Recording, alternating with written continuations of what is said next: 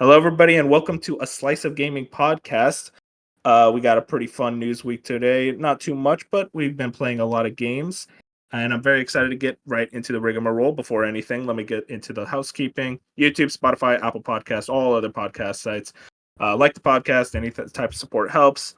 Check us out on Twitter at a Slice of Gaming. But joining me today in this very light but very lot of gaming news week. We've been doing a lot of gaming this week. I got Bench. I have been gaming! We got Dark. Hey, how's it going? Have you been gaming, Dark? Yes, I have. Quite a bit. And of course, special guest, Jap. How's it going? I've also been gaming. Good to hear.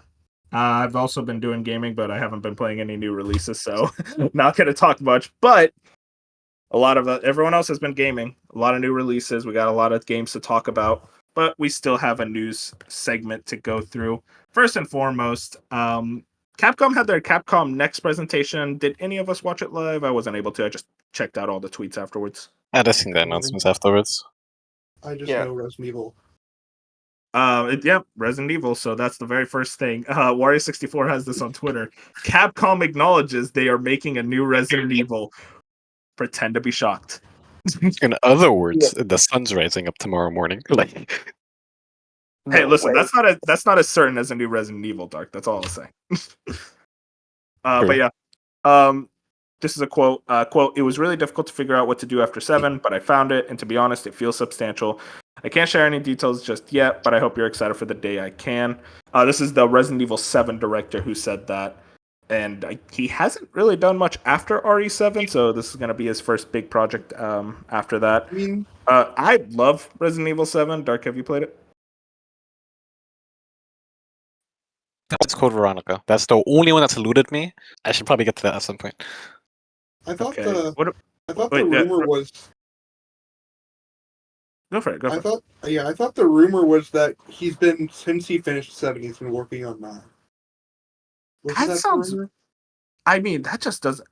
That would mean this would have like an 8-year development cycle. I mean, but we know this Yeah, is, that'd we be know wild. this is a pretty ambitious title, though. But Capcom's usually way faster Okay, than so 8 years. we don't know how ambitious this title is because Dusk Golem, he has like a fucking perfect track record when it comes to RE, more or less. He basically said most of the information out on RE9 is like bullshit. So he was also the first one to tell us that it's a bit further out too. That kind of tells me. Jet, real quick, you played 7? Oh yes, and I really liked it. Like that was probably the scariest Resident Evil I've played from the modern ones. I guess 2 questions. One, I'll start with this. What do you guys want from this? Do you want it third person, first person? Do you want like a new storyline, a reboot, open world? What do you exactly are you looking for out of this Resident Evil game?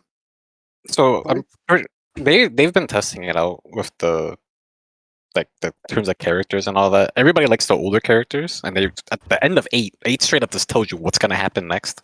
It'd be really weird if they dropped that plot line after the massive fucking cliffhanger 8 leaves you on. But ideally, I think they had fun with first person. I think it's pretty clear, especially with the remakes, just go third person again, but make good third person games. I'm not saying RE6 is a bad game, but it's a game. Okay, RE6 was like 14 years ago. All right, the last third-person games, like a few ones, have been amazing. You know, RE2 remake, RE3 is fine, but like third-person, I think is their wheelhouse now. Yeah. I think I'd be surprised if this went back to first-person. I like the first-person games, 7 especially, but like I'm kind of ready. I It's think served its purpose. Resident Evil is just like, this is a third-person franchise. This is how the franchise feels at its best, in my opinion. I think ideally I'd like it to be third person, and then I'd honestly like, for gaming structure, I don't want an open world, but I'd like more open areas. You have a little more freedom, but it's still kind of like structured in a way that, because like this Capcom's open world game, obviously it's not Resident Evil, but I just think that open world game didn't have an issue, so had some issues, so I don't know if I have full confidence of them like making a big open world Resident Evil. So while more open, something still pretty focused. Also, Not another like thing. completely linear, but Another thing too, in terms of like the whole third person, first person, they added third person to RE7. They added it really late, but they did add it, so they can just It add was it. RE8. Village. RE8. Village. Oh, if I, my bad. Yeah. But they can just make both, like spend a little bit more time, and then just give players the option to choose how they want to play. Yeah, and I mean, one thing I feel like they're for sure gonna add, it's gonna be the VR support for people who really want that immersion. And I've heard, like, especially for 7 and 8, doing that in VR, it's scary as fuck. Like, Yeah, those games are nuts. Do you guys like the idea of this being a full-on reboot? Because I don't know if I'm into that. I think it's like you've Wait, gone. what? The story is stupid, but like we've gotten this far, you might as well stick with it. It's kind of my viewpoint. I don't think the 9's gonna be a reboot in any way. Yeah, There's I saw some people thinking maybe that was the play, but I don't know. It's just like nah. RE lore. It's not very good, but like It's funny. stupid. It's just like It's funny. popcorn flick. Yeah. Like I like how dumb it is. Like my favorite part was in RE7 and 8 when like pretty much most of those games were pretty disconnected, and then they just had a giant lore room at the end. It's like, oh, this is where they put all the like connections to the previous games. Okay. yeah, The and it was lore. a very. Oh, yep. Oh, I was the lore doesn't really matter that much. What people really care about is just the playable characters. Like I know a lot of people want to play as Jill again. Because the last time we seen her was pretty much RE5, and she wasn't even like playable in that game, except for the DLC. Just add in a lot of characters that people like and balance it well, and it'll be fine. Honestly, I'm Team Claire. I want Claire again. We haven't seen Claire since Revelations, bro. I'm ready for Claire back. Let's bring her back, man.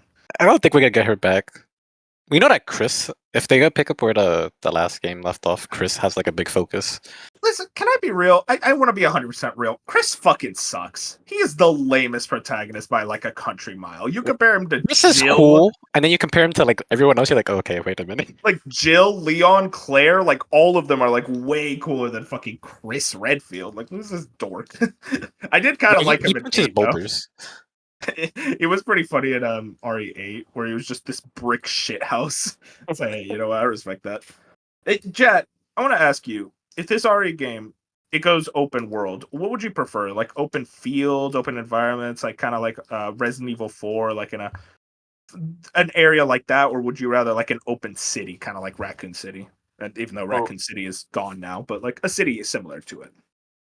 Yes, so I think definitely open areas makes more sense for Resident Evil than like a whole as open world where like where you're doing mission after mission and eh, and then like I guess traveling through like obviously the Resident Evil games do have side quests, and sure that might be a better way to like to put them all together as one, but I like that each what do you call it, like each open area in like Resident Evil 4 or like each mission in Resident Evil 7 and 8 has their own like distinct kind of like their own set pieces, you know, like where you're in these like there was one where you were in a warehouse or like in the sewers. uh, that's what I like versus like having just one open world where you're pretty much in only this area. So in terms of open worlds, the Evil Within 2 pretty much did exactly this, and it worked pretty well. But the way that they did it is kind of like it's enclosed areas.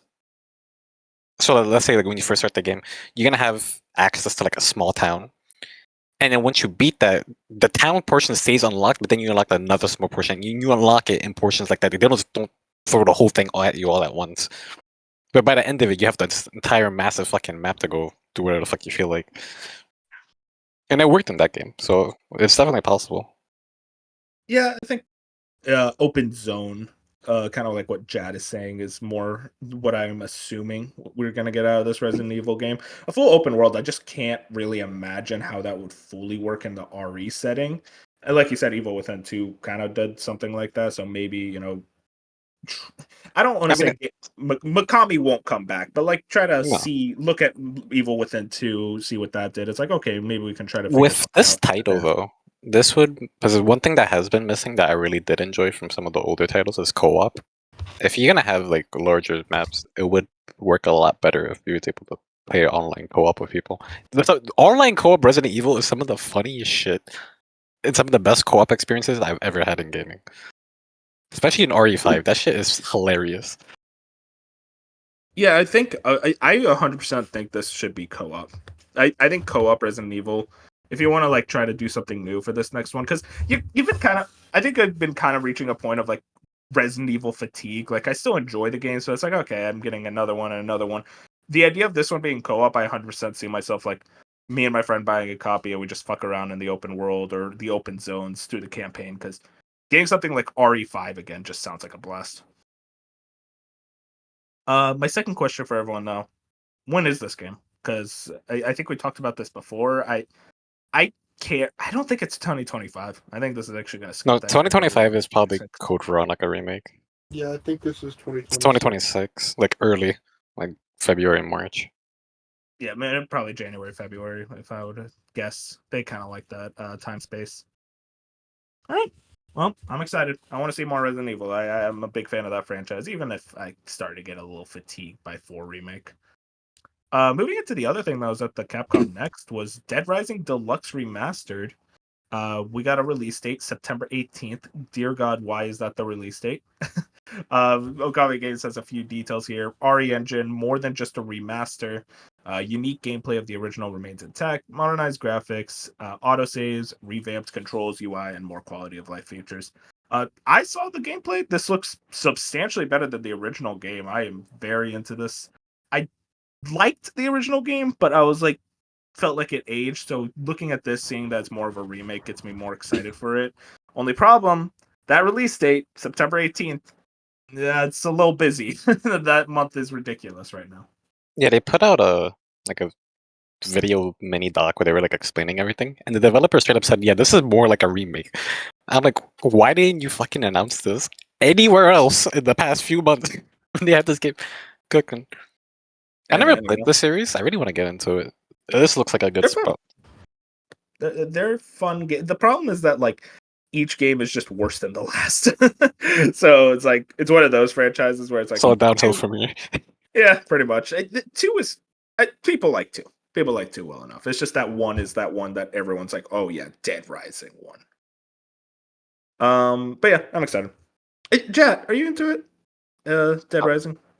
No, I've never tried the games. It's definitely one of those where it's been, I guess, like way on my list of things I want to check out, like especially with Capcom franchises like Dead Rising and actually DMC. DMC both are on my list. Yeah. I'd prioritize DMC, but yeah, Dead Rising. Yeah. Yeah. Moving into our next story, TGS. We got some news here. Interesting stuff. Genki has this. Looks like Xbox will not have a Tokyo Game Show online broadcast this year, according to the TGS 2024 exhibitors list. But also much more interesting, in my opinion, Wario 64 has this. PlayStation will attend Tokyo Game Show this September for the first time since 2019. I didn't think they'd ever come back. I think they're just going to have Play Blaster there. I think that's going to be the extent of it. TGS is after Astrobot comes out. I know. I still think I don't know. I still think they're just going to have Play Blaster. I think they just want that. No, I think this is an actual exhibit, though. I think they what could it? mentioned that. Lego Horizon, maybe. What could it be? Lego Horizon. Well, you probably want to show the PlayStation 5 Pro. They probably want to show that off. I guess we're gonna have the showcase in September. Okay, they were at 2023, but they only showed off independent titles. So this is actually PlayStation attending in a major way, at least from everything I'm reading at the VGC article by Jordan Midler. I recommend checking that out. It seems to be a much more major presence than we're actually expecting. Yeah, I'm gonna cook for a second. What if they, in the early part of the month, they announce Ghost 2? And then they have some sort of live showing, a game show. I want that to be the case. I almost feel like, call me a pessimist, I feel like them being at TGS almost deconfirms a PlayStation showcase. I think you're being a pessimist. I don't know. I'm like, why would you show up at both? That's my thing. That's true. Well, I think but why would you show up if you have nothing? They're probably gonna have a state of play earlier that month, not a showcase. I think it's a showcase earlier that month, and then there's some stuff there. What points to you that it has to be a showcase? There's Ghost 2, and I think that'd be cool to show it later at TGS. There's just a Is lot anyone ready? Is anyone else ready, you think? Because I think Ghost 2 Anyone is else probably ready? the only. Yeah, of the first party I think studios. Corey could be ready to show something. I think that's the problem, is that it's so hard to predict what PlayStation's first party studios are doing. So I it's mean, kind of hard to predict what they're going to show We know off at Bend is TGS. doing something. Blue Point, it's been 4 years. I mean, we have a whole podcast over this, so you can go and listen. But they have a good chunk of stuff. Here's my thing, though. Are any of those like Japanese developers? If it's going to be TGS, they're going to show off their Japanese games. Ghost 2, I know is not a Japanese game, but it definitely resonated with that audience. To a point where it won awards in Japan because of how traditional it was. That's so. fair. I think if you're gonna like, TGS is like it goes to, even if it wasn't this year getting announced, it would be a TGS if it like that time window, because that is a big deal. I guess it's tough to really fully like predict what they're showing is. PlayStation is a very cagey company when it comes to like what games they're going to show off next. We're kind of at a point now where like we know about Concord and Astrobot and Lego Horizon. From there, nothing else. So I feel like it's almost going to start becoming the Nintendo model with PlayStation, where they're like, yeah, we'll show you like what you're going to get this like quarter or this half of the year, and then we're going to be quiet again. It seems to be working though. I mean, they also second party studios, second party games, they might show off stuff like that. So that's very much a possibility as well. What about Xbox not showing up? Is that just a case of like they're at so many other showcases at this point? Maybe they kind of blew their load during their E3 showcase. Like they don't need to show anything. Yeah. I don't think they need to have a presence. So they have a fucking massive presence of everything that they have, and they have Metaphor. Well, not Metaphor. They have like a bunch of shit coming to Game Pass regardless. So. Them not being there is not the worst. Yeah, that's the thing I can see at most is like they announce some. Oh yeah, here are some JRPGs that are gonna drop to get Game Pass in September, because I think they did that like last year and the year before. Yeah, that was usually their major presence at TGS. Was here's some Japanese games coming to Game Pass. What they might do, if anything, the only big announcement I can probably see is probably like Final Fantasy 16 coming to the Xbox. I don't know what else. That could be more of like a Square area and just Xbox shows up. That doesn't have to be. That's just gonna be like the only big thing I see Xbox getting really. So I guess not too surprising they're just skipping out on Gamescom. Yeah, I'm gonna miss seeing Phil there. He's seeing the Japanese audience look at Phil and go, "That's our guy." Next story is a sad one, at least for me.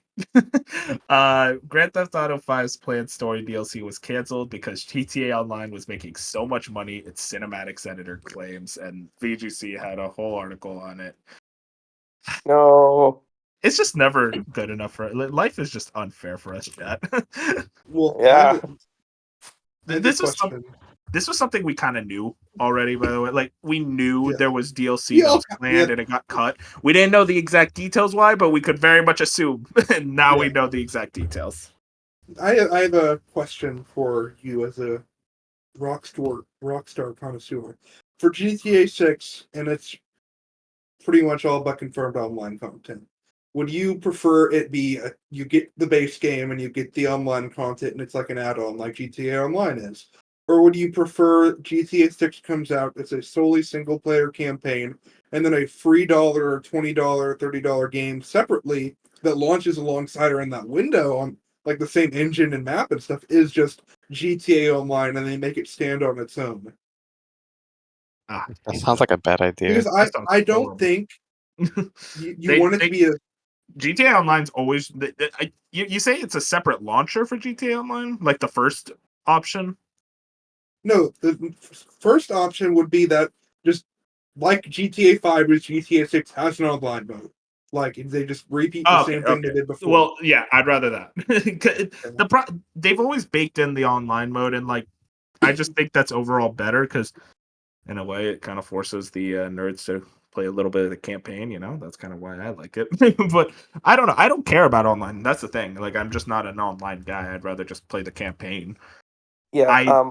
I don't really see the benefit of making online its own thing. I think you could just bake it into I GTA. think Yeah. my reasoning is that it would mean that online going forward doesn't tie them back with kind of like It making would new still tie them GTAs. back. You know what you could do? They'd be focusing on GTA Online. They can just make it a separate mode like they did with Red Dead, Yeah, but that's what I was not gonna like, say. but Oh, not it is a charge separate full price for GTA. Like, but that was the whole thing. Was they charge like what Bench is proposing that they charge full price for GTA 6, and then on top of it you gotta pay for it. It should Well, just be one thing, in my online opinion. could have just been a free thing. They could make it a free to play thing. No. Yeah, you don't want. They'll Rockstar. never do that. Also, Rockstar would never do free to play. That's not how they roll. Dude, going back to like the news article, keep in mind GTA 5 came out in a time before Fortnite, before battle royale games, so they were making so much money off of this, like unprecedented at the time, unprecedented amounts of money off of the cards. And to me, it's just like, why not do the DLC? You're making so astronomically heard of amounts of money, and you're just like, no, we don't have to do anything else. It just sounds like laziness to me. Of They had higher ups, not even the devs. It's just the higher ups. They're like, we don't need to do that. they had to work on GTA Online. They basically pivoted and said, let's just do all the stuff that we would do for DLC. Let's just put that into GTA Online because that's the stuff that's actually making us money. And they also still had a team working on Red Dead 2. So Yeah, but the stuff. But keep in mind, at the time period that this, I'm assuming this is like when the game first came out. Nothing big came out for GTA Online until like next gen update came out, where they added like the first person, and then they added like heist, and then the bigger storylines. That was way afterwards. I think Heist was something that was kind of fast tracked because online was actually like way more unprecedented than they expected. So they kind of had to fast track Heist. That's why Heist was really bad at launch when it came out. They were making so much. Like, it just feels like laziness to me. Like, why not make the game better? Because years down the road, GTA 5 Online, you won't be able to play it anymore. But you can still play the campaign and shit. If you would have added DLC, it would have added more to the experience. You know what I mean? Less money spent on the campaign, more money spent on the online. It's basically just a balancing act for them. I would rather they did the DLC, but we don't live in that world. Yeah, Like, they were making so much money. There is no like, even if like, I don't see how it doesn't work. Jed, did you were saying something earlier? You cut off. Yeah, no, it was kind of like what Dark touched on, where I think that they'll probably do this like years later, where but we're like, after everyone has paid their $70 for GTA 6, where they'll separate it and have like GTA 6 story mode, which is slightly cheaper than GTA 6, and then GTA Online for people who just be online. But yeah, That's it fair. yeah. Oh. Sorry. Did you have anything else, or? No, yeah. I was just gonna say that. Yeah, this is just how Rockstar is. They're gonna make the money. Oh, and of course, they're gonna make the PC port, but hold it off for like 2 years because they're Rockstar. No, because they're Rockstar. I'll tell people Oh. this: you do not expect GTA 6 on PC until at least 2 years in. That's just how. I mean, I don't know, because the GTA 5 like role playing community on PC is surprisingly large. Like, Yeah, they're maybe it'll be. single handedly carrying the fuck out of that shit.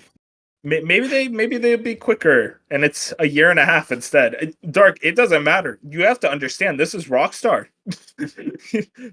They probably didn't know the internet existed until like 10 years after its existence. This is Like, how Rockstar fucking works. do you not like money? Like, They literally don't know about money. That's the thing. They're archaic, but they also make the best games ever made. So we can't be mad at them. It's the worst. Moving into our next story. I get to catch Dark on a lie. Insider Gaming tweets this, and they had a whole write-up. Activision games will start to come to Game Pass in August. Jez Corden was the one spreading this, along with a lot of other Xbox insiders.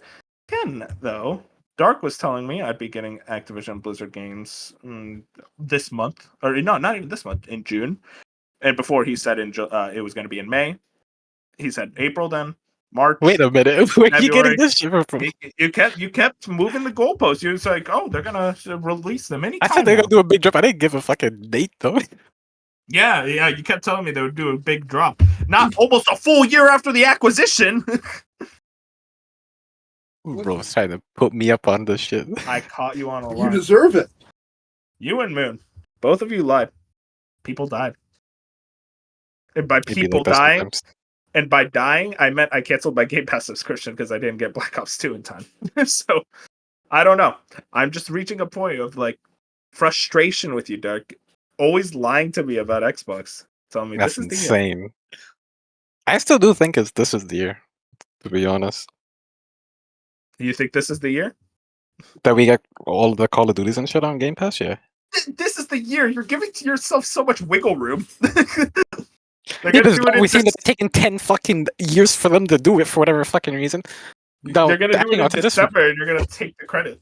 We were talking about this earlier because it was people noticed that some of the Activision Transformers games and other games that they have had the licenses to that like ran out, they're now popping up back up in stores again, meaning that Xbox is renewing them. And if you've been following Xbox with the whole backwards compatible, that's a very long process of renewing licenses, and Activision has a whole plethora of amazing titles that lost their license. Like they have so many third-party titles. They have a plethora of Spider-Man games. They have Ultimate Alliance titles, the Transformers titles, a bunch of other fucking titles I'm forgetting about and blanking on. A possibility, I don't know if this is what they're doing, but a possibility is that they could just be getting as many of the licenses as possible, and that's what's taking them so long. But I don't know. Well, I'll hope that's gonna happen. Hopefully. Moving into our next story. Wario 64 has this. Just a quick headline. New Crazy Taxi title will be an open world, massively multiplayer AAA game, according to Sega. Now, for people who know me, a lot of those buzz lines I do not like. Like multiplayer, not a big fan of that. AAA, I don't know if you need Crazy Taxi to be AAA. However, kind of into it. I'm just saying. Work. Forza Horizon, but with taxis. And It's possible. Yeah. We also know the first game is getting a remake, so it's not like they're just making a multiplayer. No, that was just it. I thought Crazy Taxi is rumored to get a remake as well. Crazy Taxi, the world of this game is said to be kind of like a remake of the first game's world. Well, I think it can work. I hope. Jad, sorry, you guys say something? Yeah. The only thing I want is just because it's Sega, and you know, Oh, like no. while you're driving, you can listen to music while driving. Just put the Persona music in. That's it. That's all I want. Yeah, they need the Yeah. Morgana card. Yeah, and the Morgana car. There we go. That's how you're making DLC for them. I guess. Why'd you make him a Persona fan? He's gone, bro. He's we That lost. was gone. I was do gonna- actually. That was Jad just something I was going to bring what he said, and he brought it up before me. Jat's gone. I want you to know. I just wanted for years. When I was a kid playing Crazy Taxi, I'm like, man, I wish I could listen to video game music because they had like licensed music and it was cool. But I was like, I want to listen to Mario. So it's like, hey, if they could add like some like Sega music. The problem, Sega music isn't that good. Like, yeah, Sonic and Persona, and that's about it. 40 Sonic tracks are gonna carry the fucking that shit. You got two franchises known for their soundtracks. Everything else is like, oh, okay, cool. So But I don't know. those- I better not just have like, oh, you get one Persona 5 song and here's Fantasy Zone music. Like, what the fuck is this? I don't want to listen to this shit. But yeah, I'm into it. We'll see. That's all I'll say. We'll see. Moving into the next story. This is one of my favorite stories of the week. I could not stop reading this. Okami Games has this. George R. Martin seemingly teases a film or TV adaptation for Elden Ring. Quote, and this is from George's mouth himself. This is him specifically saying this. Quote, oh, and about those rumors you may have heard about a feature film or television series based on Elden Ring? I know nothing. You never heard a peep from me. Mum, mum, mum. What rumor? This is I think he's like 70. What is he? What the fuck does mum mean? I don't know, man. Let the man cook. Let him cook. we've been hearing rumors about this fucking TV movie series for Elden Ring forever. I don't know how you do it. I'm into it though. I'll check it out if it ever happens. I think it would happen because you have a name like George R. Martin. So like, I think a lot of showrunners and whatnot are going to want to try to do it. I think if anything, it's going to be a TV series, probably not a movie. Do you think Mr. George is currently writing lore for an Elden Ring 2? Do you think that's current? You don't think so? Because he didn't work on the DLC. But that was already pre-established. Well, that's the thing, though. He created the world for Elden. That's my thing, though. They don't really need him anymore. Yeah, it's like he created the world of Elden Ring. At this point, it's like his work is done. He also created the characters, though. A lot of the big name characters he did create. So I'd wonder if they'd bring him back. I don't think he'd be opposed to it. I don't think he'd be opposed, but like you don't really need him. I mean, maybe they want to create something new in that world, but don't have a complete base. They did it with the DLC. But that's because that was integral part of the story. Like when he was crafting what Melania and Mikola and all that were, that was things he wrote. That wasn't him. Or wait, I think okay. I don't think. No. That was this Martin. Dude was like put 4 seconds of Mikola's feet in. That was fucking Miyazaki. Hey, let him cook. Let's hop he wrote the lore of the world, and that was the Shadow Realm was part of what he wrote. George R. Martin I don't think he wrote. I think he wrote the characters. He wrote the. He wrote about Mesmer and all that. Yeah, he wrote the demigods. I think he straight said that. I think he had a lot more influence on Elden Ring than a lot of people would think, but I almost think like he very much did all his work with Elden Ring. I don't know what he would add to Elden Ring 2. Well, it would determine what they would do. Well, maybe I don't know. Maybe they want to bring him on for something else. How would Elden Ring 2 work? That's like, but we know that Elden Ring leaves off on a cliffhanger that we know. But like, would it be the same world? Because if you notice, it's like a very slight spoiler for the DLC. There's another like tree growing that you can find in the DLC. It's like a baby tree at the moment. Yeah, no. Like, they can do something with that. The thing is, though, that the lore for that is that America just left that there. It was never meant to grow as a full Erd tree. Yeah, but like, it's just something to heal the people of her village, even though there was no one there. It could do something. You could do something, huh? Maybe. Oh, yeah, I'm curious what they do with an Elden Ring 2, or if they kind of like expand, just kind of like take that idea and do another like new IP. Because me and Wolf were talking about it when we were going through the lore of the DLC. They don't cover the cliffhanger whatsoever. So they don't like. I figured that they might touch on it, but the DLC takes place technically either directly before you finish the game or like directly after. So there's still shit that they have set up. Real quick, inside baseball, Bloodborne is trending again. Bloodborne is always trending. It's always. I do. Okay, Wolf. I think it will make its comeback. What will? Bloodborne. No. Yes, I think it. I think there is. I gave up hope a long time ago. Sony's fucking stupid. I know. I think it'll in the next 5 years there will be something. 5 years. That's a long window you got there. The statute of limitations. There's a certain like fucking way you can end it. I'm not giving you 5 years. If by the 5th year they announce something, I'm not gonna have you go. I was right. 3?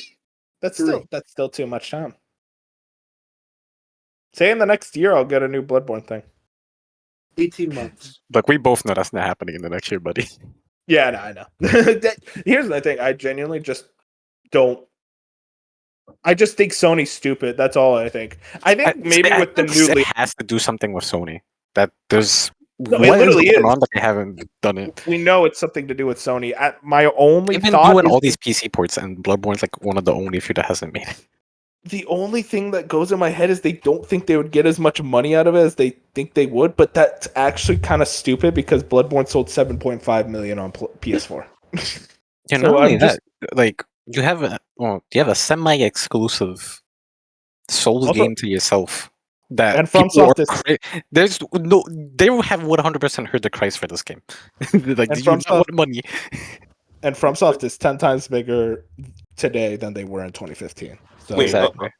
Also, didn't they port Returnal? Nobody bought Returnal, but for people would buy Bloodborne. Like, Yeah, that's the thing. They're porting all the games that like the PC audience isn't as interested in. The PC audience is interested in Bloodborne. Yeah, the PC audience would eat up Bloodborne. Like, how hard is it to put 60 FPS at least? Like, that's all I really want. Stupid. I hate Sony. Moving into one of our last stories, Bleach Rebirth of Souls. I got bullied into adding this one into the docket. So let me just say before we get into this, revealed. yeah, this just got revealed like an hour ago. Hey, we got This into it. game- That's the news. This trailer, we hyped right off the trailer looked good. I'm like, damn, this might be something like Dragon Ball Z Kakarot or something like One Piece Odyssey with like an original story because they were showing like original characters and stuff. This is a fucking fighting game, Hey, an I think arena that's fighting good. game. Like, what Hell is it? yeah, man! Not enough of those. nope. Why? And not only is it a fighting game, right? Well, you know what? You have a fighting game, fine.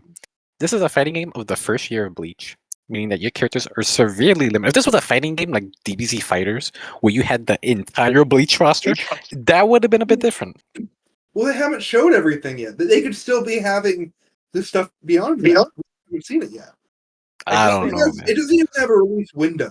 This The thing is probably word- like a year or two far out. Listen, it could Keep be in good. mind, The worst thing. Bandai's last arena fighter was that Jujutsu Kaisen one, Hey, which is one of the but what- worst but games what that if- have ever come out. But what is about to come out that is also an arena fighter that looks good? Okay, Sparking Zero. Bench. You have to that's understand different. though, Bench. That's been around. They have bias for Dragon Ball. They put all That's the very fucking true. juice into Hey, Dragon Ball Bleach- stuff. The last couple years, Bleach has been at the top, treated with some respect. So is Look- JJK. You know, Like, people it's not who Bleach. the people who played Bleach Brave Souls to get this game out there deserve an apology. I think it's going to be good. I don't. Y'all are like haters. Bench. What other Bandai Namco arena fighters have been good? Don't Okay, talk to about be Dragon fair, Ball ones. Those are always Naruto good. played ones some are of- good. I The played some Naruto of ones are good. Kakarot. Kakarot's not an arena fighter. Yeah, Kakarot's not an arena fighter. Oh no, Um, the My Also, Hero I said ones are not good. including. The You are not saying the My Naruto Hero ones are Shippuden good. games. I refuse to accept that. My Hero. Have you guys I- played those? I played those games, Bench. They are not good. I played the campaigns for both of them. They're great. Eh, The campaign Have you is played- literally just the show with JPEGs. Yeah. you have you guys played the Naruto games? I hear they're No, good. no. Those I are haven't pretty watched Naruto. Those Naruto games, those arena fighter ones, those are really good. But I'm they haven't touched snapping. those either. Listen, just- I'm just feeling some hate when you should be feeling some hype. I'm just saying the worst thing that has ever happened to anime games was the fact that Bandai Namco has a monopoly on them. No one else is allowed to make them, apparently. People like Fanland. That's not an arena fighter, Bench. You keep naming It's like in non-arena that vein. fighters. You remember the pipe dream that we had when DBZ Fighters came out? They were like, damn, we can just have Arc System Works do every anime. And they were never allowed to touch another one ever again. They should Yeah, be allowed God to touch forbid. One Piece. Like, come on, it's right there. Nah, they're probably just gonna make another Guilty Gear. But they're gonna make Probably fighters just- too. They're gonna make fighters. so If they make boring. a Fighters 2, I swear to God, I'm gonna break something. Fighters is still good. You don't need to It make has, a sequel. It's not like there's a whole lot of new Dragon Ball characters that you can add. Besides, like, the movies and the new kid show that looks stupid. And There's another 250 characters they can add 15 more Come versions on! of Goku, and They people will be could add 5 more Vegetos. Never I say don't there's know, not man. enough Dragon Ball characters, because there's probably more. I saw people seeing this roster for Sparking Zero, and they said, damn, they're not going as deep as I thought. like, come on, One Piece would be so good. It's like 200 characters. Imagine the Oh. JoJo art system, right? Oh my god. That's boring. Go fuck Hey, out I'd of be here. down for that. Shut up. This is what the One Piece fans like, man, there's just not enough One Piece content out there. There's not enough good Piece games out there. What, you didn't play Burning Blood? No. Pirate Warriors? Okay. You didn't play One Piece Odyssey? No. It's not bad. It's pretty good. I know it's not bad. Your turn based is good, but like, I don't care for it. I want a fighting game. Wait. Oh. Wait. The person who loves JRPGs is like, nah, I don't want a I turn-based. mean, it was always like over $20, so it's like, yeah. I'll pay $60 for Fairy Tail. That's insane. You like Fairy Tail more than One Piece? I like the game. Insane revelations are happening today. Fairy Tail's up Hey, there. Jet, It's in my top 10. just understand. Like, if you ever think like, man, I'm getting too much into this anime stuff, there's always a worse place, and Bench is Fairy showing Tail us right is now. peak. Like, I like Fairy Tail, but saying it's better than One Piece, that's crazy. It's not better than One Piece. Never said that, but I mean, it's got some banger stuff. New anime tomorrow, by the way. We will be there. We. We. He keeps saying we. I want everyone to understand. He always says we for everything. Dark is gonna watch it, and I'm gonna muscle Jad into watching I it. was So gonna everyone watch but it you. Don't as muscle first, Jet. I like but Jet. Nier anime is taking priority. It's an oh my god, Let near Jad- this. Near this, near that. Yeah, there's just you're right. They need to add more One Piece content into this world. There's not a lot of One Piece stuff. There's too much near content in this world, and you cannot say I'm wrong. That's insane. Wait, Oh, we're begging for a third game. But the man's making Voice of Cards, Isle of Dragons. I don't even Wait, care that much anymore. I've given up. I'm done. I'm gonna stick to Assassin's Creed now. I don't know. I don't even like those games, but at least I know they're gonna make another one. Moving into You're our just gonna last get- story. What, Bench? Wait, hang on. What? Did you have another thing? We gotta add. Jad needs to get into trails. No. I Jad, like come on, Jet. yeah, buddy. I You like did it. You gotta Jad. do it, Jad. right. It's here. Yeah. Speaking. I'll look into it, but yeah, you told me I know Trails in the Sky is on sale, but like I'm not I'm not sure. Jet, You know. Yeah. Jet, I don't know, man. Listen, I need you. I need you to stay alive. All right, that's all I'll say. I need you to stay alive. Jad played Catherine. He's not alive. Wait. Did you beat Catherine? Yeah. How I is beat it? one of the. Oh, it was pretty good. Yeah. So it was actually like what do you call it? Like obviously very different from the original like from the Persona games, but I didn't know till after that everything is somehow connected, and this is in the SMT universe. But yeah, I got one of the endings for that game, and yeah, I enjoyed it. It's a nice little puzzle game. Yeah, Fire Emblem crossover too. Oh yeah, yes, that I'm gonna play soon. Wolfie's so gone playing that game. You can't spare him.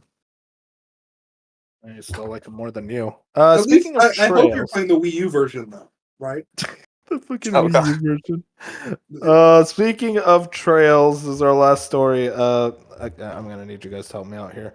Trails through Daybreak 2. I thought they just released this game. It came out today. No, but Trails this of is Daybreak Trails through 1 Daybreak. came out. The sequel. It's got a release date. Well, a release window. I'll be honest, guys. I've been watching this trailer trying to figure out where did Trails go? What? Why is there computers now? Oh, dude. Okay. Oh, well, we can be here for hours. We can All be here right. for hours. Anyways, that's all the news. No. Okay. Yeah, Daybreak 2 is great. It means Kai is probably also next year, and we'd be caught up. But computers and trails. Oh, you can be started about how the Industrial Revolution is happening through the entire series now. Satisfying and cool it is to see that all build up on each other. Industrial Revolution. You know, the funny Horrible part is revolution. he's not even wrong. But you, It's like it's one of the coolest parts of the series. Like there's an internet now and AI. The internet? Yes, So wait, it There's- went from a fantasy to Industrial Revolution. it was you're in the middle of the Industrial Revolution throughout the entire series, including in Sky. Liberal's also just like one of the more. It doesn't embrace technology when we were there as much as other nations did. You said liberals. I was like, oh, the political party? Wait, was he about to go on a rant? But I was so confused. Like, whoa, bitch, not this arc. it's the name of the nation. I know, but you gotta say the nation liberals because you forget I don't have context. You played Sky 1. Yeah, like a year ago. You think I remember the nation liberals? I don't know. You should. It's pretty peak. Brother, I can barely remember stuff in my favorite games. All right. That's why you Anyways, Uncharted 12 time. Huh? No, No. Say it out loud. that's why you had to play Uncharted for the 12th time. I remember everything in Uncharted. That's the one franchise where I'm like, yeah, this is just all completely in my brain. But yeah, like, just to touch on Daybreak 2 in a not like kind of hype way. Daybreak 2 being early 2025, which probably means in the first 3 months, actually gives us a lot of Trails fans a lot of hope that the release that's in Japan that comes out in September will likely happen in the fall of next year, which is pretty exciting. Which means So that'll that mean the next caught up. title that will be coming, it should be simultaneous released. Or very close. This has pretty much never happened before. That we're like, I mean, even being caught up in general, we've never been caught up to Japan in Trails releases, but next year we should probably be caught up because by the time we would be getting Kai in late 2025, they wouldn't have released another Trails game, likely because remake. So we could be caught up for a while because after Kai I don't see another Trails game for a handful of years. Huh? A new entry, not remakes. How many games am I behind at this point? The one that came out today is the Like 11th. 12. Kuro I 2 played- is the 12th and Kai's the 13th. So I'm Yeah, you might be 11 12 games games behind. yeah. Oh my god. Wow, I gotta get into this series. All right, moving into what we've been playing. Bench, you can talk all about your Dawn Trail, Final Fantasy I 14. did. Yeah, I beat Dawn Trail after 60 hours this week, and it's very good. I think it's definitely got some flaws. It's also getting a lot of undeserved hate. Like a lot of people really don't like one of the characters, Wook Lamont, and that you're kind of take on more of a mentor figure throughout her journey throughout the expansion than in the past two expansions because it's been like a culmination of things.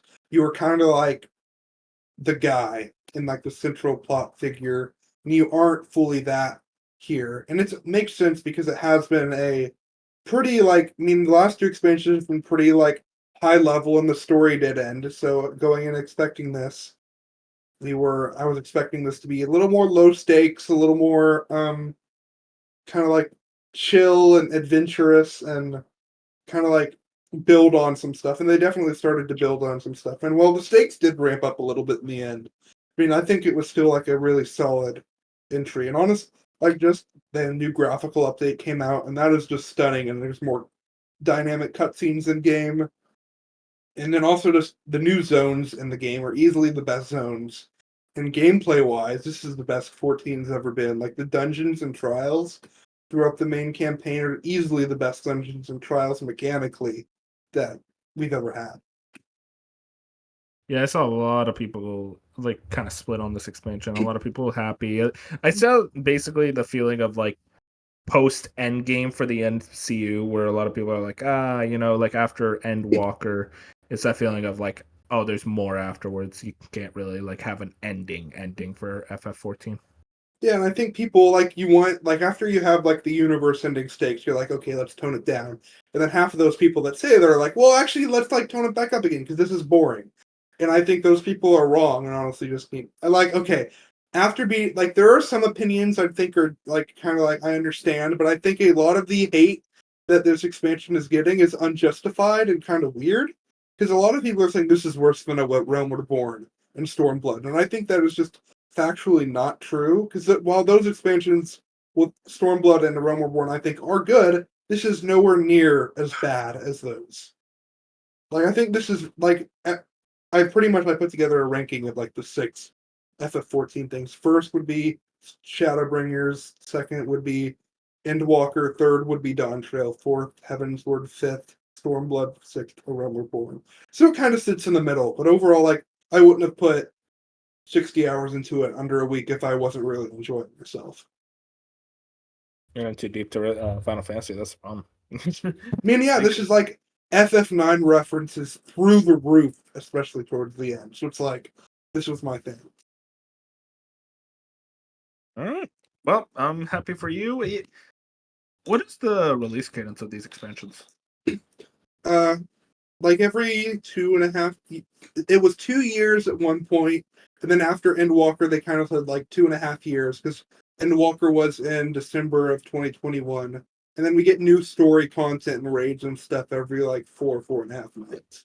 Yeah, that's what I was about to ask. I was like, so Dawn Trail out, expansion, the main story quest is done.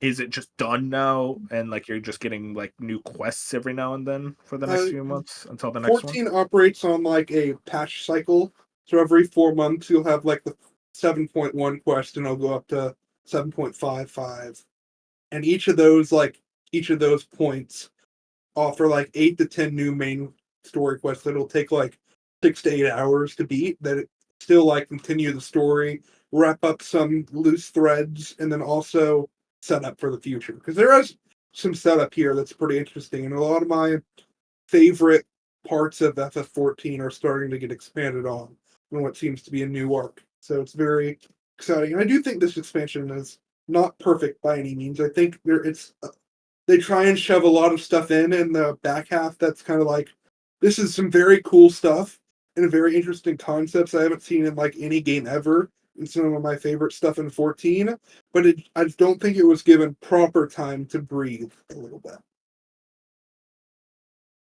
Hey, you know what? Final Fantasy 14 fans, you got your thing. Every You know, 4 months, you're getting your patch, right? So right yeah. now, you're just done with Dawn Trail. You're like, I don't want to touch it I anymore mean, I until think the I'm next gonna. patch. Well, I think I'm gonna play this more of an MMO, so I'll hop in and do dailies every couple days and kind of still like. I think I'm gonna keep an active sub up for the next couple months. I don't really have any desire to go away. While I'm playing Trails right now, I'll kind of like step back, but I'll still like and take a break because I just like played a crap ton of it.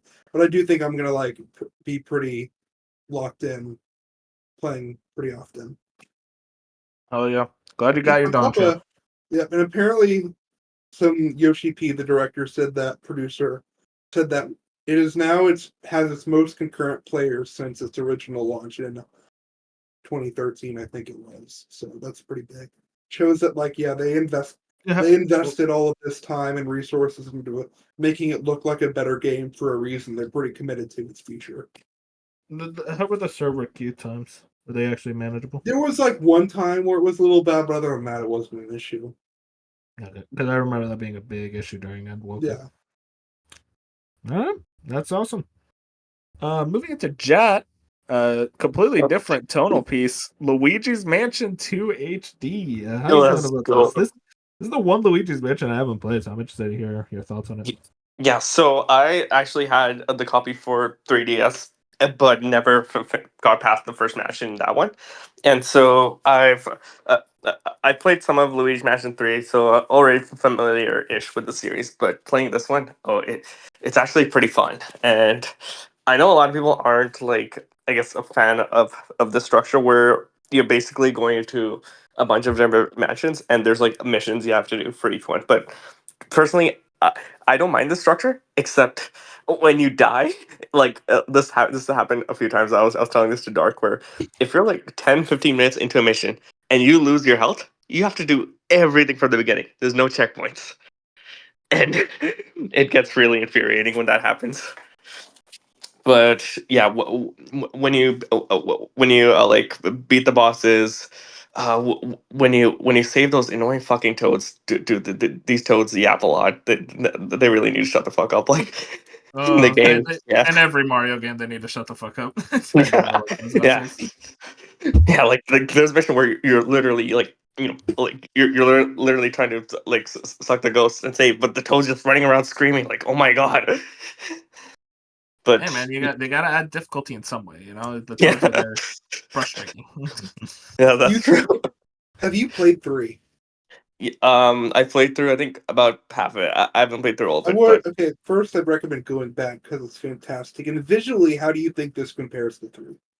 so visually, I think three would still slightly look better, Yeah, but I think that's just because in three I feel like they did way more with the hotel setup and like they had a lot more creativity in here in there. In this one, there's still some good ideas. Like each mansion is like a totally different theme, but I like three's vibe more.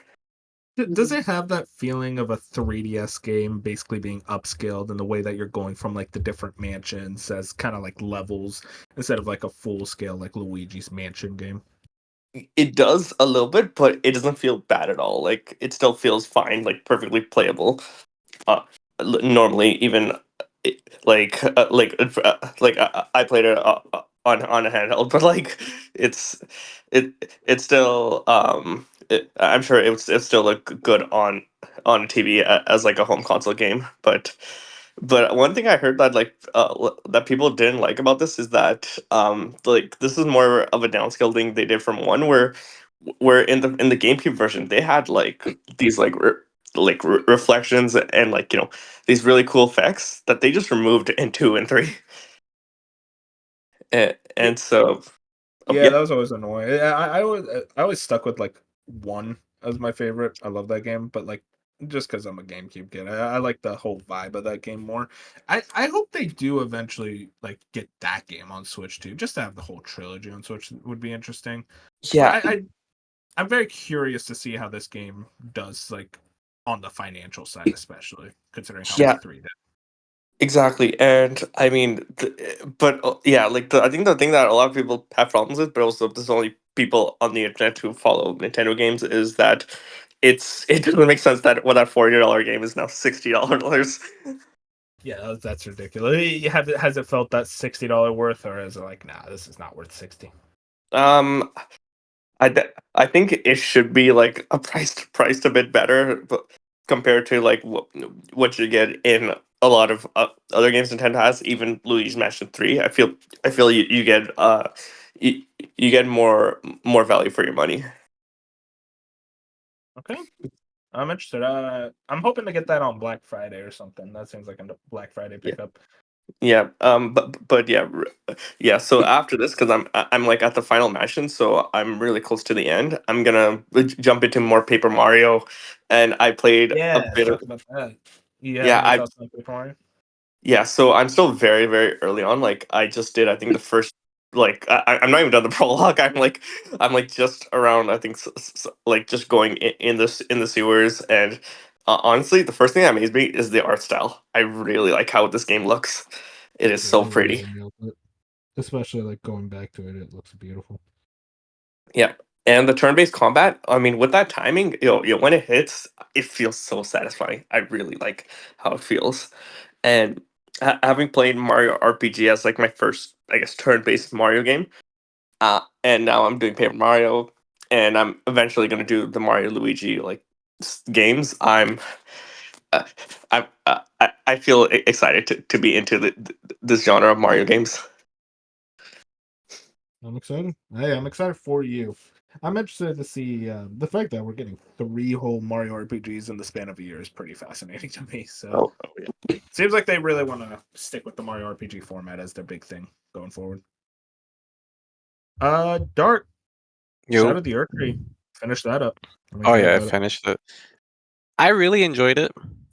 I thought that the new environments were a lot of fun to explore. All of the bosses were greatly designed. Um, I feel like some of the bosses might have been a bit overtuned, especially the final boss, because fucking I can't fucking scene after that. They fucking flashbang the living shit out of you. Bro, But just honestly, it was a roll. solid experience. I didn't You have gotta any difficulty really whatsoever besides the final boss. It's like if you do what the game tells you to do for the DLC, you won't really have that much issue, except for like the last couple of bosses, maybe. yeah. I do want to say though, Mesmer, which is the main guy from the trailers and all that, probably my favorite boss in the whole game. Dude, Mesmer's incredible. It was between him and Bale, just because of the whole sequence of Bale and like when you summon the dude is fucking insane. Curse you! Dude, that makes Harpoons. the fight alone. It's literally just Moby Dick, but like with For a fucking dragon. I No, but love it. Mesmer's fight and his character story and everything about it that's probably the highlight for me. Yeah, Mesmer is really fascinating to me, especially like in regards to his character and like what you learn about him. He's a lot more than the trailers make him out to be, and I think people are gonna be really into it. That said, I wouldn't put it as game of the year. It's a phenomenal I mean, expansion and everything. I know people are like going back and forth and saying, "Oh, game of the." I wouldn't put it as one. It's more Elden Ring in the best way possible, and I feel like a lot of the. So I'm starting to see a lot more people like complaining about it now. I feel like a lot of it's unjustified and just hating on it because it's popular. That's what it feels like to me, at least. And all I'll say is, we'll see what Jeff has to say. Oh boy. Jeff Keighley controls all the conversation around Game of the Year, apparently. No other Game of the Year exists. But yeah, Shadow of the Archer. You and me, both very big fans of it. God, that's just like sometimes I think about it, I'm like, well, let me replay. Kind of crazy it came out after so long of waiting. But on top of that, I love playing older games that I missed, especially old JRPGs. So one of them, Jeff, we only talk about new games and what we've been playing. I'll give you a pass, but that's crazy. It was new-ish, and I don't even know when the fuck this game came out. But I recently got into Valkyrie Profile, which is a very old JRPG from Square Enix. 90s. No, that Mhm. not Square Enix. That's Enix before they merged. Oh yeah, before they merged. But this is from the people who made Star Ocean. It's the same team. I don't know if it just came out before Star Ocean. I just know that Star Ocean like outsold it tremendously, and that's why Star Ocean is still a thing. But anyways, what I am actually playing is Valkyrie Elysium, which is the reboot of it. I figured I'd go through the reboot first and then go play it. I played through that one. It's 2022 that came out. Yes, it's not that long ago. Yeah. I like it so far, but it's like it feels like it suffers from budget issues. I feel like if you would have given this a little bit more budget, it would have been really something special. I really like the combat system. It's their take on like a Tales combat system, where it's action combat. And the whole premise of it in the world of Norse mythology is really cool. The weapons are really underwhelming. Like I'm just using the first sword that you get in the game, and that's all you fucking need apparently. But I feel like this series has a lot of potential if you give it the proper care. I don't know if Square Enix is gonna do that. I think But it's yeah. one of. They're I think it's done probably with one this of the. franchise. Yeah, I think after that last one, it's one of those series that probably just like got cut in the That's they were making. There's just that's they need There to you go. feed those starving Final Fantasy fans. It's been They do. like Yeah, a and- week since the last Final Fantasy release. That's Like a week too long. in terms of Final Fantasy, because we know that they always like making their next mainline entry different. I say take this combat system and just improve upon it. Because this combat system is really good. You just need to put more shit into it. Dark, I played this game. It is not that good. it's fine. Put It's it an okay in combat. terms of what Square Enix does. I'm talking about Square Enix standards. Valkyrie Elysium's combat is like in the same level of quality as FF16's combat. Like it's like Whoa. I don't, yeah. I feel like they can add more to it and it'll become something. Because it's not one-sided or anything. I would like more. I like the world, but like if you ever wanted a poster child for me of like what a 6 out of 10 game is, that's the game. It's just like I'm like it's okay. I enjoyed it for what it was, but like I don't think about that game often. So my whole thing is that I'm just getting this reboot. That's essentially what this is, a reboot of the first game. I'm getting this out the way so that I can go jump into the main original titles without having to worry about anything. Those are definitely going to be It was- better experiences for you. Dude, the way that those games look is fucking beautiful. For old ass game, the sprite work's insane.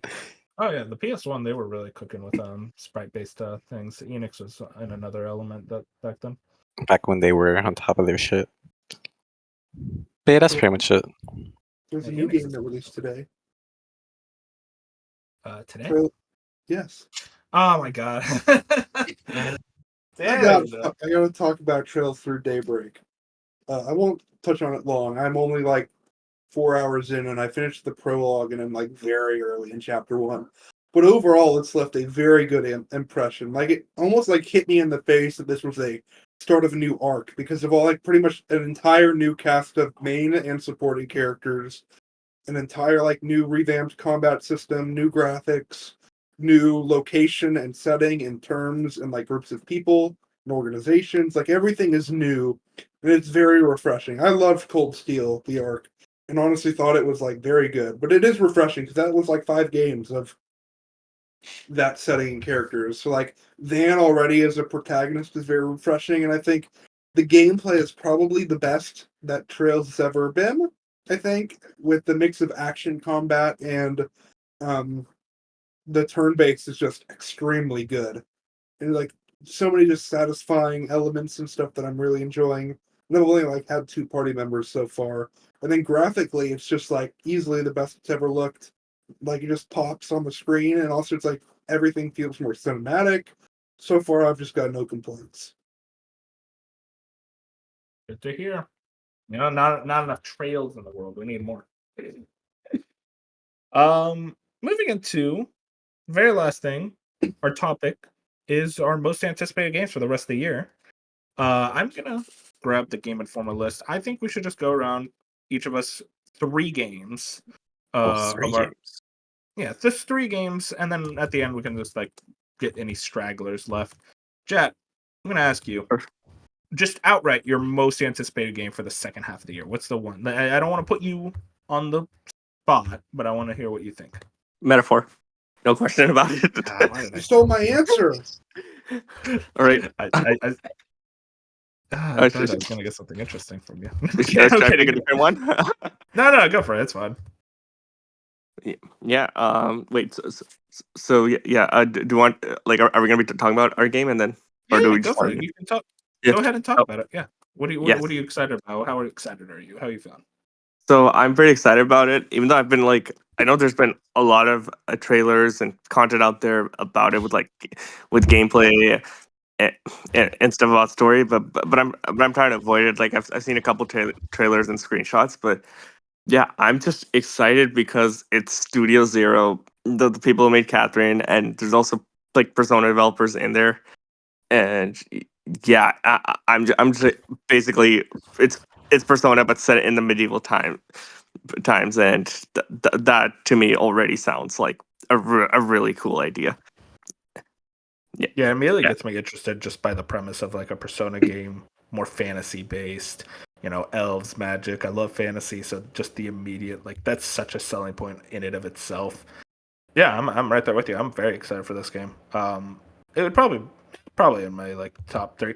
All of us will have different top 3s, by the way. Yeah. So if someone takes your answer, just change it. I guess I don't know, but yeah. Yeah. I'm excited. It's gonna be a good one.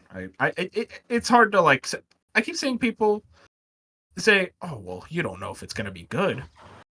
It's the Persona director. Like I don't know. Like he's been pretty consistent so far. That's all I'll say. Bench Dark, how you guys feeling about Metaphor? I will not choose Metaphor. Wait, no, he's asking about how you feel about it. No. Yeah. Just talk about it, man. Oh, about Metaphor. Oh yeah, I'm just as hyped as Jad is. Like easily most anticipated. I'll be there day one and be enjoying it. Like I have high expectations and I'm expecting them to be met. Derek, how about you? I'm hyped for the game. That said, I hope that the IP itself does well. They're really pushing this. I hope this is able to become like the next Persona, because I don't want them to, hypothetically, if this game doesn't do as well as they want to, I don't want them to stop trying stuff like this. I would like for Atlas to keep trying new IPs and different stuff like that. But I am interested to see how it turns out, and I'm excited for the new combat system. Yeah, the combat system looks interesting. I was told it was like Trails, and I Yeah, it's the immediately Trails combat system. can't The new escape them. I cannot escape them. My most anticipated. This was actually something I was thinking about the other day. I'm like, what is my most anticipated? Honestly, it's Astrobot. I think just right now, I am dying for a new 3D platformer, and Astra's what was the game called? Playroom was just phenomenal when the PS5 launched. So just the thought of Team Asobi going back into their bag and saying, "Hey, this is just a full scale 3D platformer now with beautiful levels, over 80 at this point. They have a ridiculous level count." It just seems like every trailer I've seen, it just looks like they have more and more new ideas, and that's the type of thing that I only expect out of 3D Mario. So that immediately gets me more and more excited. I can't imagine not getting this day one unless like something of massive, like a Bloodborne 60 FPS comes out the same day. It's like, well, I gotta do that first. But even that is like, there's not a lot else that really is capturing me the same way Astrobot is. Jet, I know you're a 3D platformer guy. Is this the Brothers PS5 gonna smuggle it for this one. It does look really cool, and yeah, I am actually tempted for it, but there is like it's coming out early September, right? And Yes. yeah, there's like quite a few games out there like around that same time, like late August, early September, that I'm really interested in. So I might have to wait till Out Astrobot comes to the PC. Yeah, I bet don't there's think people. this one Well, comes to actually, PC. hang on. I just thought about it. No, that's not going to come to PC. They actually use the controller features of the PS5 a lot, Oh, so that just immediately tells you it's like, yeah, it's probably going to be a PS5 exclusive. Unless they change it around. I wouldn't say never. That's all I'll say, but it's a lot less possible. There's not a lot of there's very few PS5 games that aren't on PC at this point. Like I think Destruction All Stars is one of them, and it's like that's one where Astro's Playroom is one of them. yeah, Astro's Playroom was very much a tech demo for the PS5. This is this is going to be a full scale game. Astro Bot's definitely great. So I mean, I do have a game that I think we're all like it's in our top threes. I think collectively. Earth Yeah. Defense Force, World Brothers 2, right? It was Funko Fusion. Oh, okay, yeah. let's I know, I'm hyped We're for all hyped for Funko Fusion. those. They spent like Real 2 answer million is on that. probably my number one is kind of tied between two. I'm not sure. So Well, I mean, say you could both. just do one now and then the other later. No, because you'll steal my other one. I won't steal it. Yes, you will. Oh my god, you can go twice in a row then. God. Mario and Luigi Brothership and Dragon Quest 3 HD2D. Probably tied for Oh, number one. nobody was stealing the second one. Oh, Wolf was going to say Dragon Quest. Dragon Quest was gonna be my number 3. Oh, okay, never mind. Yeah, I think those are kind of like You dark. God, dude, this is my problem with Final Fantasy. I was fans. giving you it out. They can't accept other franchises. They're like, oh, it's not Like, Final I Fantasy. think- I don't want it. like I'm hyped for Mario and Luigi because I have such a passion for that franchise, and everything we've seen so far looks fantastic. But I'm also hyped for Dragon Quest because I haven't really dipped into the Dragon Quest franchise.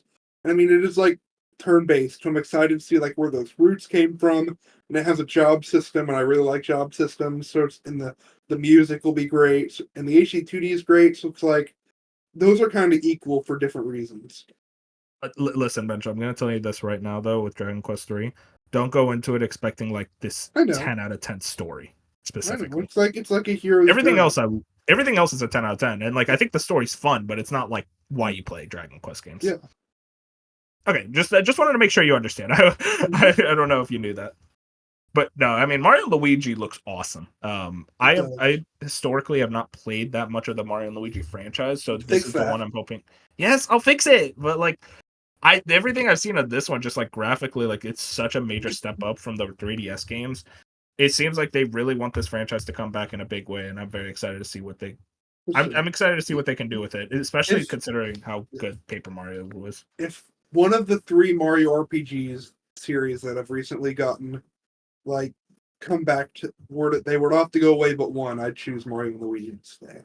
But it's like I'm just so happy it's back. I never thought it'd come back, so I'm very. Yeah, I thought it was gone forever. So the fact that it's back is actually insane.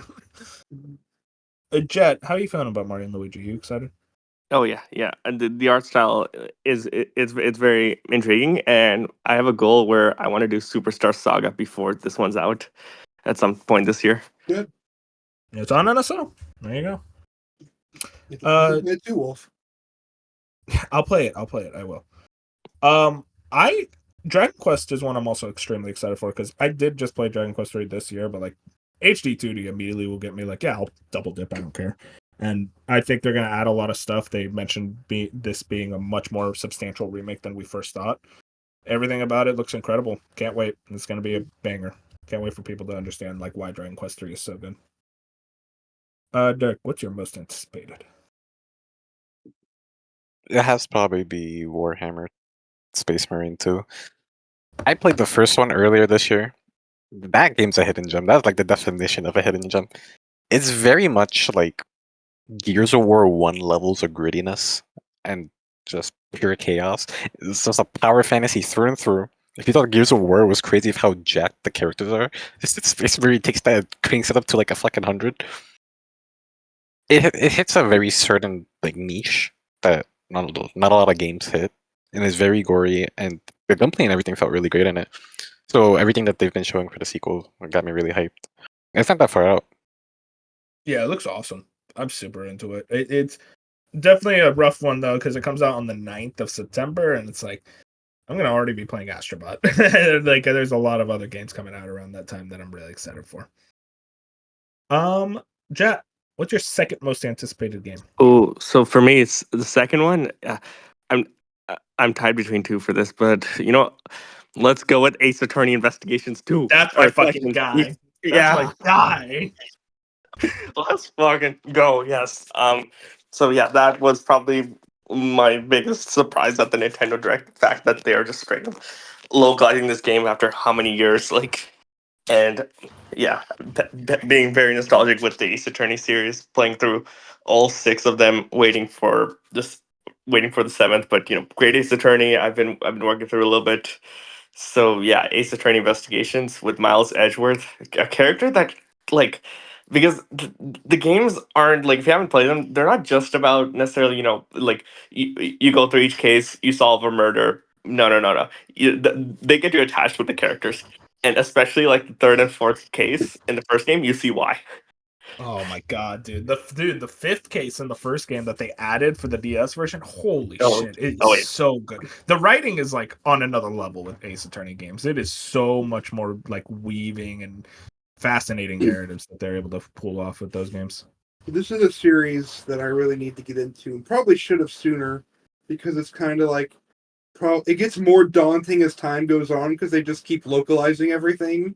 So it's like now I actually would have to play through them all, and it's very daunting. Yeah, I know. Investigations 1 is phenomenal, and the fact that they're finally localizing the sequel just gets me really excited. Yeah. Bench, what about your second most anticipated? Well, I kind of said two, so His third. No, actually, yeah, you get to wait a long time. Sorry. I guess I'll go with my second most anticipated, Legend of Zelda: Echoes of Wisdom. I love Zelda. I love 2D Zelda especially. It has been a long time since we've had an original 2D Zelda game. The last one being Link Between Worlds in like 2013. I'm not counting Triforce Heroes. That is a travesty.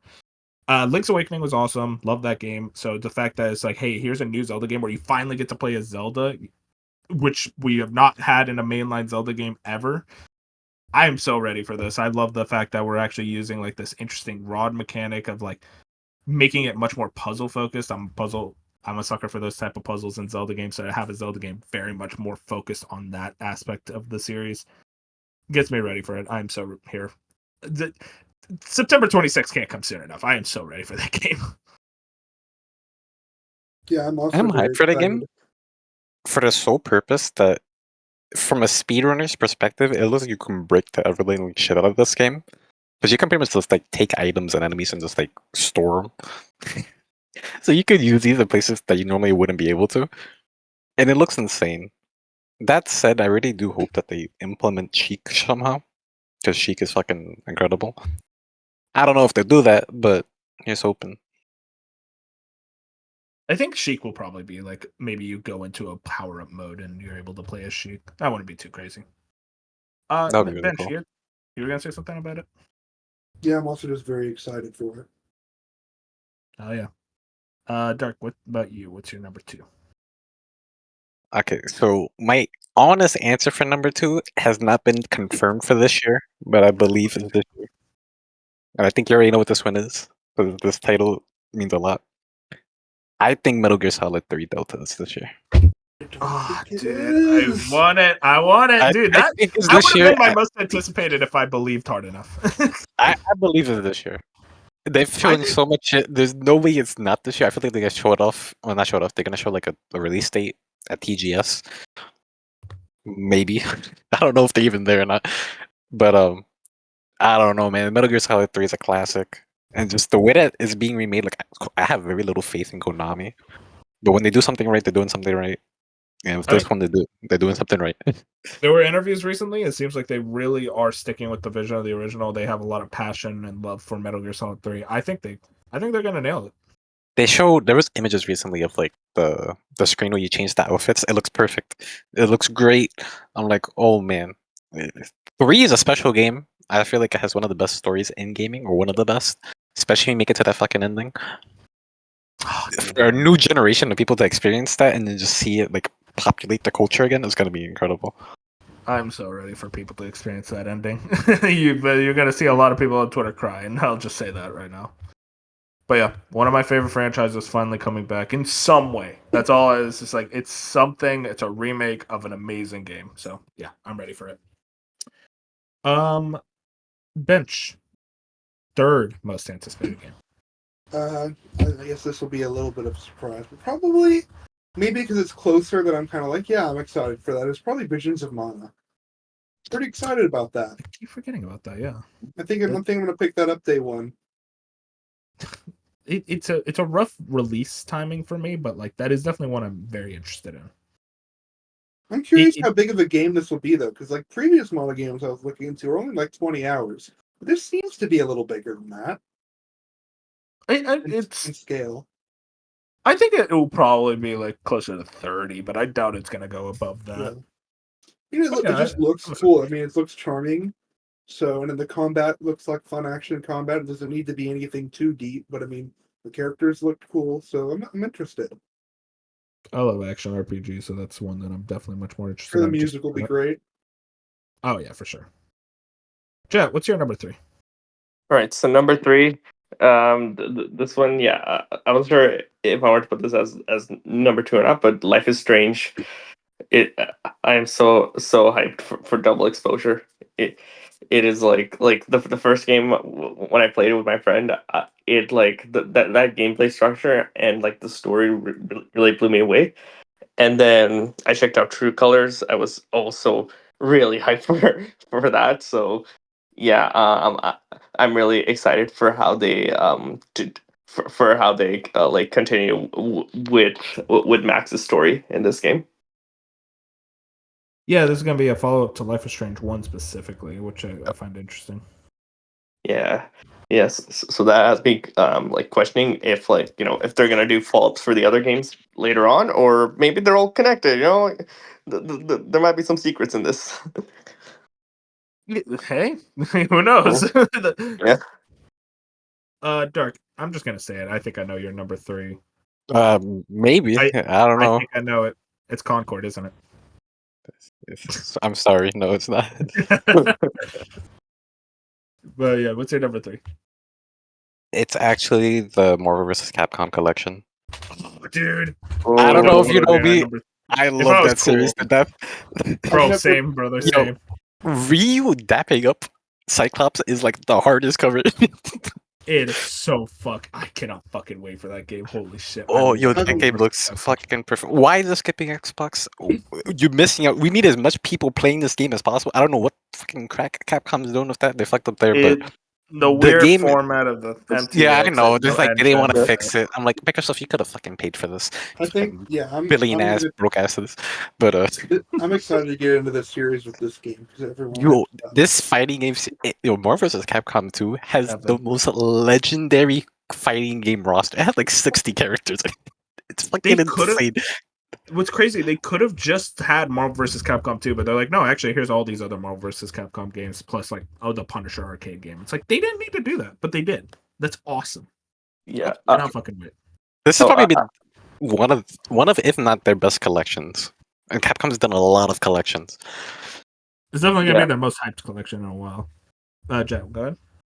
No, I'm definitely hyped for this. I only checked out Ultimate Marvel vs. Capcom 3 only because Phoenix Wright was a playable character, and I'm like, whoa, Phoenix Wright can fight Spider-Man? That's pretty cool. But in these ones, obviously, it's like now, it still like looks really hyped just because of how these rosters are, and like, and you can kind of see like an evolution of it, right? Like, because it started with X-Men versus Street Fighter, right? Like that was one of the first ones. Mm-hmm. Yeah. Yeah, so I'm definitely gonna check that out at some point and jump into it. Marvel vs. Capcom 2 is so fucking insane. The amount of moments that's gonna come out of it. I hope that they put it on Evo. There's no way they don't. It has to. You would hate me, When I play Marvel vs. Capcom, I only play the Capcom characters. I don't play a single Marvel character. That's fine. Because the Capcom characters are great too, but the thing is, like, what I like like- is that it has so many characters. There's something for everybody. To me, it's more of a Capcom fighting game than a Marvel versus Marvel game. But like, I'm so excited just for like, hey, fuck yeah, Mega Man, Jill Valentine is in that game. Dude, Marvel vs. Capcom 2's roster is phenomenal. I cannot wait. It has like 60, 70 characters. It's fucking insane. Like almost all of the mainstay X-Men are in there. Oh yeah, like I mean, the X-Men being there alone is pretty fucking crazy. Because it was always that was always kind of the thing that would hold it back, was like, oh, the X-Men are with Fox, but Disney on Fox now. Yeah, it was always weird back and forth. But then even Marvel vs. Capcom 3 had like very limited X-Men characters, and then I don't remember if Ultimate had any. Ultimate was a dark time. But I'm pretty sure this is them testing the waters. If people want another game, they're gonna want another game. Just don't make it look like and play like Ultimate. Bring it back and make a very large roster. Yeah, we don't need another Infinite. Listen, man, do you guys think it's gonna bring the more of a chance of having a new Marvel vs. Capcom anytime soon? Yes, I feel like it would. Especially if I it does well. It's I gonna think do a lot well. of these fighting game makers have definitely focused in on their big fighting game franchises in the last couple of years, and that's shown a lot of success. And now I think it's time for some of those like spin-offs to come back, like Marvel vs. Capcom. Like Marvel vs. Capcom coming back was like a myth for so long, and now it's fucking back. This was like the fucking Bloodborne of fighting games. Yeah, really. That was Though bad. at least with Marvel vs. Capcom, there's like understanding why it was never gone. Like it was gone. Did we get Yeah, Marvel that's true. vs. Capcom 2 before Bloodborne? Actually, no. You just got me mad again. Why did you have to mention that? It's fucking insane. Anyways, my number 3, honestly, is Black Myth Wukong. I was looking through the list and it's like, yeah, this is probably the one I'm most interested in. Not a Souls like. They actually described this much more of like just a pure action game, which gets me much more excited for it because like I love Souls likes, but it's also like non From Software Souls likes are kind of hard for me. Like they're good, they're just not as good. That's kind of it's always like a comparative point for me. So to see this much more of an action game based on Journey to the West, phenomenal story. And I love just the visuals, the spectacle of some of those boss fights that they've shown off so far. It's getting to the point of like, okay, I think we've seen enough. I'm just ready. Give it to me as soon as I can. So August 20th can't come soon enough. Dark, have you felt the hype for Black Myth? I haven't really. Well, I'm hyped for the game, yeah, but I haven't really seen like anyone really like hyped for it. Like, in terms of like, there's some other games like you see people like you can feel like the energies that people have for different games. For Wukong, it feels kind of quiet. Granted, this year's kind of fucking insane, like game releases, but I think with Wukong, it's just one of those things where like the energy was so insane around the time it got revealed in the first couple years, and now it's like, okay, we're getting closer. Like the energy will come back when it comes out. yeah, most likely. I'm gonna go through like kind of like some highlights of the things, and you guys just give me a simple 1 out of 10 of how excited you are for the game. Real quick before you even do that, we need this for Bop. Shout outs to EA Sports College Football 25. Don't have much to say about it, but hey, I know Bop and Fusion are out of their mind excited for it, so there's something for those two. Wait, Bench, aren't you excited for it too, or am I getting it wrong?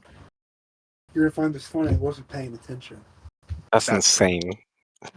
Bench not paying attention? That's not that insane, Dark. I was being sarcastic, but you know. EA Sports College Football. Oh yeah, I'm excited. I'm definitely gonna play this. It's gonna be fun to play with Fusion Bop and then my brother. I'm excited. Yeah. I'm not the guy to like hype it up though. I feel like Fusion would be the type where you're like, hey, Fusion, let's play some college football. And he's like, I don't know, I'm busy. I don't know. I feel like he's gonna be on this game a lot. So if there's people who want to match with him. All right. Well, I'm going to go through the rest of these releases. Just give me a scale of 1 to 10, how you guys are feeling about it. And, if you want to elaborate, you can go ahead and elaborate. Can't wait for Bench's rating on this one. Kunitsu Gabi Path of the Goddess. A -0. I give it a 6 or 7. 6 because it's on Game Pass. So, like, if I wanted to, I could just. If it was not on Game Pass, I probably would not be touching this game. Yeah, that's kind of my thing. Jet. Yeah. So I'm not really too familiar with this game, so I'm gonna give it like a 5 just to in the center. Make it low. Okay. Make it a 4. No, keep it at a 5. We already talked about Black Myth. Concord. Concord. This is a Probably- 10. Probably a 7. I can't, man. I Concord would is- be hyped for Concord if Marvel Rivals wasn't a thing. That's gonna take up my like Overwatch-esque type of game for the rest of the year. fair enough. Star Wars Outlaws. Surprised no one brought that An up. 8. 7. Yeah. 4. So for me, it's a 7. Just because like it looks really good, but the fucking developers Ubisoft, so I'm still having some skepticism about it. As Whoa, good I as thought you were a Ubisoft guy. What is this churn? Jet? I think Jet died. Oh no. Losing- Ubisoft got him. We heard you the talking. Ubisoft ninjas got him. Oh, okay, his audio cut. We'll get back to Jet on his hatred for Ubisoft later. Stalker 2, sitting around an 8 for me. Yeah, I put an 8 or 8 or Oh. 9 for Stalker 2. 6. Jet, so what's this betrayal of Ubisoft? what happened? Yeah, I think the Ubisoft ninjas got me when I tried to shit talk them. That's exactly what we said too. Yeah. Yeah. So I don't know. I'm like, because I'm still skeptical after Avatar, which I've like, which is still like a very pretty game, and I'm sure this will also be a very pretty game. But like, it's the gameplay just feels the same after a while, and that's what I'm worried about with Star Wars, where like if it's gonna be kind of like another generic Ubisoft open world that they've had with like with Assassin's Creed, with Far Cry, where after a certain while it's the exact same shit as the previous games. I want to get through the rest of these pretty fast, so just quick scores. Dead Rising Deluxe Remastered, 7. A 6. Yeah. Lollipop Chainsaw Repop, and then I don't even know. It's I 4. put it like a 5. I never really that interested in that series. It is funny that James Gunn wrote that game. That's always what I think Did about. he when I actually? think of it. Yeah, he did. That's Uh, interesting. Diablo 4 Vessel of Hatred, 1. 1. Probably not gonna play it when it drops. So. Like a 3. Silent Hill 2 remake, A 7.5. negative 9. As far negative as you can get. Dragon Ball Sparking Zero, that's a 9. I cannot 8. fucking wait. 7. I know I'm gonna get it eventually, but me just not having that Dragon Ball brand attachment prevents me from like, okay, I need to be here day 1. You don't need to be there day 1 because it's going to go on sale on Black Friday. So just wait for that. Super Mario Party Jamboree, unironically, I'm not even joking. 9. You're at 9. I 9. cannot Yeah. wait. 9. Yo, I yo, cannot we gotta fucking wait run for it. this game. Why? We gotta- How was it not on any of our lists? Hang on, this game looks Yeah. Because there was other crazy games. We got to run a match, although we might not make it to the end, but you know. Call of Duty Black Ops 6, 8. 9. 9. I'm looking forward to that campaign. I think that's going to be a good one. Yes. There's 7. a lot writing on this game. Like this would like unironically, there's a lot writing on it. Oh yeah, very much so.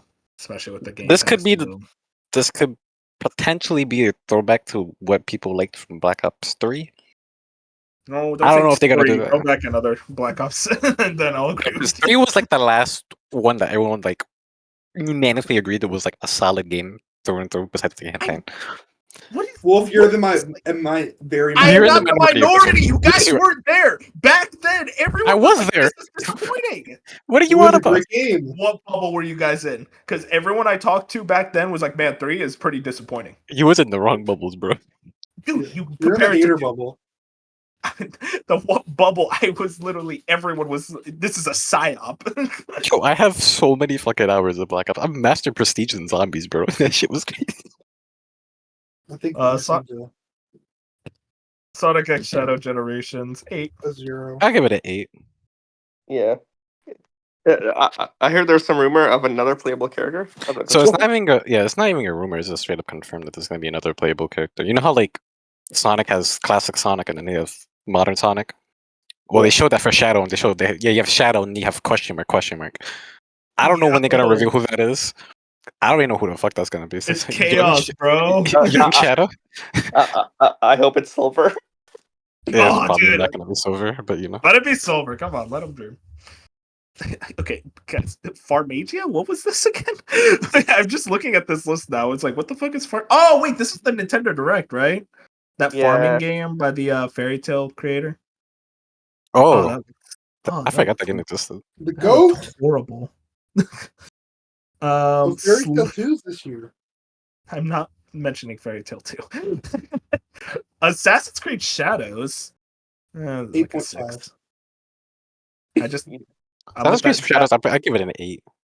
It's just Ubisoft, man. I'm with Jed. It's just like, it's a 6 for me. I can't get excited. Yeah, 6.5, 7. Microsoft Flight Simulator 2024. So 10. Bob's gonna get that a 10. Unironically, that's a 7 for me. I'm like, hey God, I want to check that out. And then from there, Avowed. Dude, I hate to say this. I give it a 7.5, 8. This I'll is give like it a 6 for me. 6.5. Like, I thought want to be there for Obsidian. It's just like, I don't know. I can't describe why it's just not. There's not a fire under me for Avowed. there's no hook to it. I haven't seen something for that game where I'm like, oh shit. It's just like, hey, it's a fantasy RPG by Obsidian.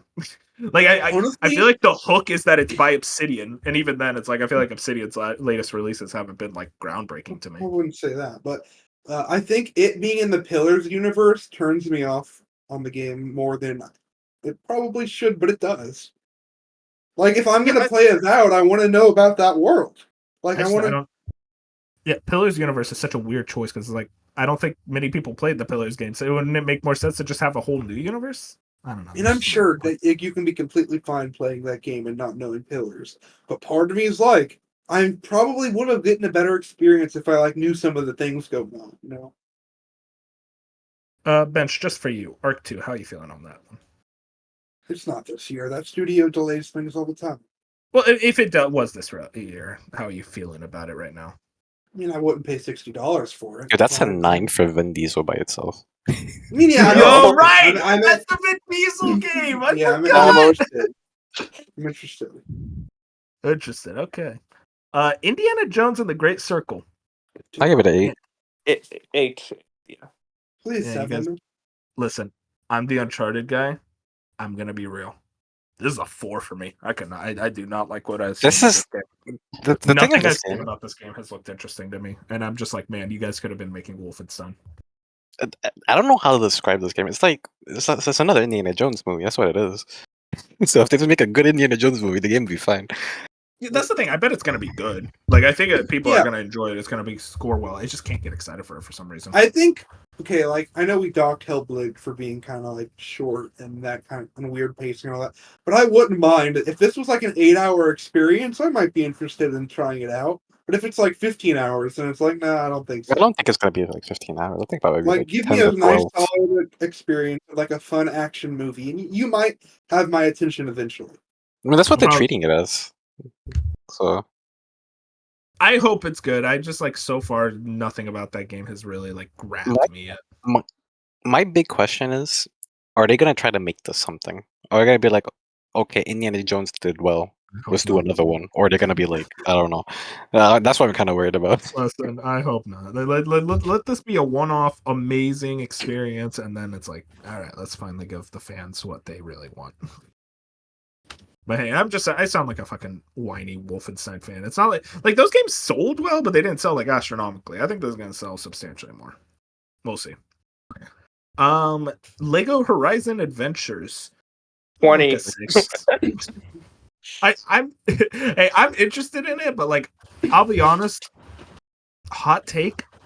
I don't really think the Lego games were that good. Like they're fun for what they are. They're good kids games, but like I don't beat a Lego game and then think about it afterwards. I'm like, oh, that's I'd have to have someone to play this game alongside. That's where I'm at. Like, if I had someone 100%. to run along with it, then yeah. But I can't see myself being in that situation.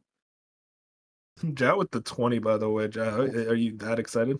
No, well, like Lego games for me, like I actually do enjoy them, but like they're just really fun, like very chill games. But like you and Bench are kind of saying like they're really only fun if you're playing with someone. Like if you're playing alone, It's just gonna be like, oh yeah, it's a good game, but nothing with a lasting impact. I will say this has a better chance of getting me into Horizon than Astro Horizon games themselves. That's crazy. Unneeded. What did I just skip over? Just a couple more. Metal Slug Tactics 8 for me. It looks interesting. I give it an 8. I like the way the game looks. Looks very pretty. Replaced. I don't think this game's real. I'm starting to think this game. It better be real. I have it on Fantasy Creator. Oh, you drafted it? Oh man. On one of my 2 leagues. Hey man, I hope it works out for you. And I think that's pretty much everything. I look at the rest of this list and nothing else stands out to me. Okay, Wolf Among Us 2 is still slated for this year. I don't think it's making it, guys. It's I have not. faith. I have faith. Like it's been too long, man. I wanted to because This is the end of October, early November.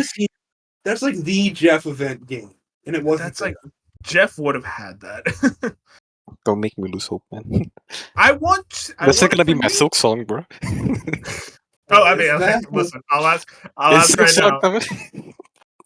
I still think it's this year. I think it'd be insane if it's somehow. If Silk Song is this year, it'll be a 10. I don't think it's this year. Part of me does you not were the one who kept saying it was going to be this year. I understand, but I think it would have been somewhere. If they would have had something, even the smallest amount of information in the blowout of news, and it just was absent. If the summer ends and we don't have any information on Silk Song, the game is cooked.